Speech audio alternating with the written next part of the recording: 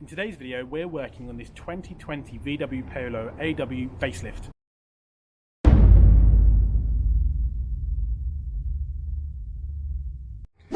Good morning guys, hope you're all keeping well. Very quick video for you today, and it's an updated video of a video that we've already done. So this is the brand new 2022 VW Polo, and it's the facelift. So it's still the AW chassis, but it's had a cosmetic change on the inside and on the outside, but it is still the same as like the 2018 plus. Now the reason we thought about doing this video is, for some reason, COVID, chipset issue, global shortage of cars and all that, these vehicles just are not coming from the factory with front and rear sensors. So I really wanted to just show you off that it is possible. We're doing so many for the main dealers at the moment because they just can't order them with the sensors. It's delaying the cars, etc, etc. So it was more to say, yes, it's possible, we can do it, we can get the equipment, it's all factory, so it's as if the vehicle came with it from the factory. But I just wanted to go over a few of the very slight differences. As you can probably see, the front end is quite a bit different to the 2018 model. The sensors themselves, one now goes into this lower grille here, and then you've got the one just there. Flip round to here, and then you've got that one there as well. And then going round to the rear, exactly the same as it was before. Those nice colour coded, lovely colour car. It's the new Ascot grey colour. One of the big differences of the rear end is it now, rather than just having the single light cluster, it's now got two, which is the main sort of difference from the rear aspect of the vehicle. As you probably saw from the front, the headlights have changed, the front end has changed.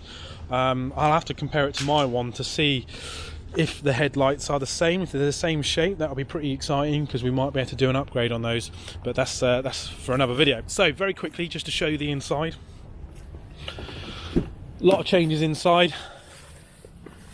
If you knew the original AW, the 2018 models, this is still sort of similar, but you've got virtual cockpit, the newer steering wheel that you see on the T6.1s, TIG1s, etc, etc.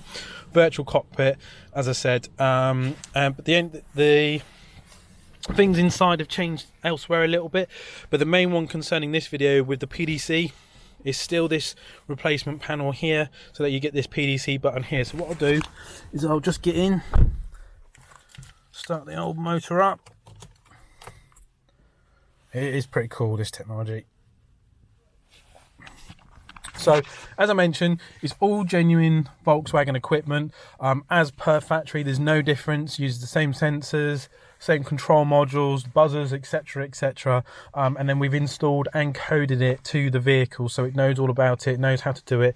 It's also worth noting that this vehicle can also have a reversing camera installed, so if you wanted that full effect of front and rear sensors and rear camera, we can offer that for you as well. So very simply, regardless if you've got a manual or an automatic, you can either push the button and it will come up on the screen there, and it's exactly how it looks and works is exactly the same on this model as it is on the previous Polo AW, the 2018 plus. Turn it off and also pop it into reverse and it automatically comes up.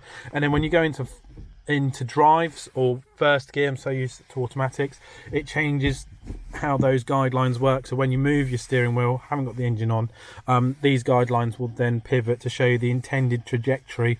And as you get closer, I don't think I can film it whilst I can't drive it whilst I'm filming it, but you'll then get the actually I'll just start the engine because we might hear the let